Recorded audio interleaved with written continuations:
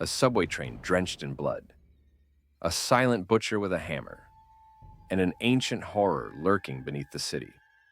The Midnight Meat Train is one of the most underrated horror films of the 2000s, blending brutal gore with Lovecraftian horror.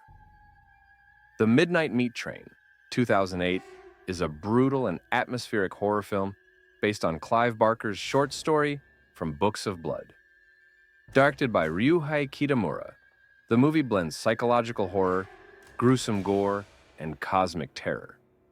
It follows Leon Kaufman, a photographer obsessed with capturing the darker side of the city.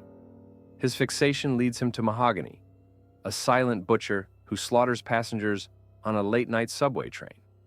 What starts as a slasher transforms into something far more disturbing as Leon uncovers a horrifying truth lurking beneath the city. The film wastes no time throwing us into the horror. A man wakes up on a subway train, alone, confused. As he stumbles through the cars, he finds something horrifying. Severed body parts, blood everywhere. And then, him. A massive bald man in a suit. Mahogany. Before the man can react, bam! A meat hammer to the skull. The train doors open, and shadowy creatures drag the bodies away. This is not a normal murder. Clive Barker's original short story, first published in Books of Blood in 1984, sets up this exact tone of surreal horror and cosmic dread. The adaptation brings Barker's nightmarish vision to life, with intense, visceral gore and a terrifying atmosphere. Enter Leon Kaufman, an aspiring photographer who's desperate to capture the raw, gritty reality of the city. He wants his work to be real, shocking, something that exposes the darkness hiding in plain sight. And soon, he finds it. But at what cost? After impressing a high-profile art dealer, Leon starts roaming the city at night, searching for the perfect shot. That's when he crosses paths with him. Mahogany, a silent, eerie butcher who boards the midnight train and never leaves with his passengers. Leon becomes obsessed. He follows Mahogany, takes pictures of him, even breaks into his locker at the meat plant. And what does he find? Jars of human teeth, fingernails. Proof that Mahogany isn't just a butcher, he's a predator. The film expands on Leon's obsession more than the book, making his transformation into Mahogany's successor even more tragic and disturbing. Meanwhile, Mahogany continues his gruesome work. Every night he selects a few unlucky souls, and with terrifying precision, he butchers them. A hammer to the head, a meat hook through the throat. He strips them down, drains their blood, and prepares them like cattle. But why? Why is he doing this? That's the question Leon is desperate to answer. And as he digs deeper, his obsession starts changing him, physically and mentally. He sees things, hears strange sounds, his body develops scars that weren't there before.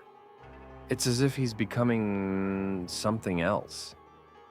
Barker's short story keeps the horror intimate, focusing on Leon's psychological unraveling.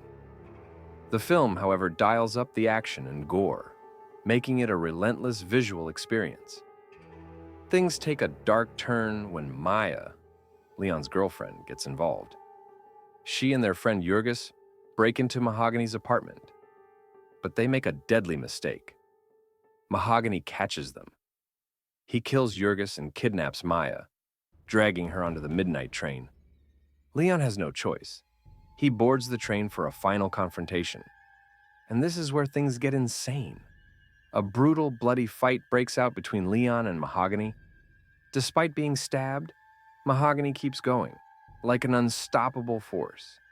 But in the end, Leon wins. Mahogany is dead. Or so he thinks. This moment aligns with the book's climax, but the movie enhances the brutality, making the fight longer and bloodier. Just when Leon thinks it's over, the train reaches its final stop. And that's when we learn the horrifying truth. The train isn't just a place for murder, it's a feeding ground. The subway leads to an ancient underground station where they are waiting.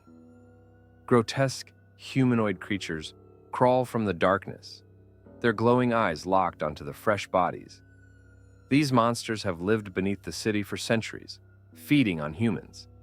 And the murders? They aren't random. They're a sacrifice, a necessary offering to keep these creatures from coming to the surface.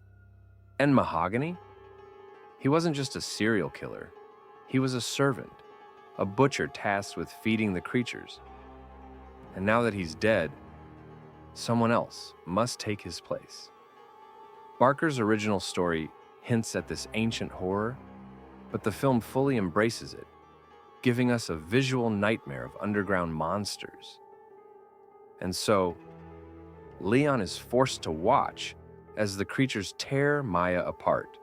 He screams, but the train conductor tells him, "It must be done!" Then, in a chilling moment, the conductor hands Leon Mahogany's hammer. "It's your turn!" The final scene? Leon, now wearing Mahogany's black suit, stepping onto the midnight train. He is the new butcher. The cycle continues.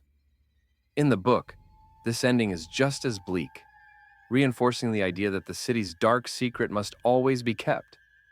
The Midnight Meat Train is a perfect blend of brutal horror and cosmic terror. It's not just a slasher film.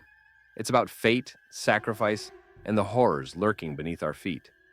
The ending is what makes it truly terrifying. Leon never had a choice. The city demands blood, and someone must provide it. But what do you think? Did Leon deserve his fate? Was Mahogany the real villain, or just another victim in an endless cycle? Let me know in the comments, and if you enjoyed this breakdown, don't forget to like, subscribe, and hit the bell for more deep dives into horror's darkest stories. Until next time, stay out of the subway.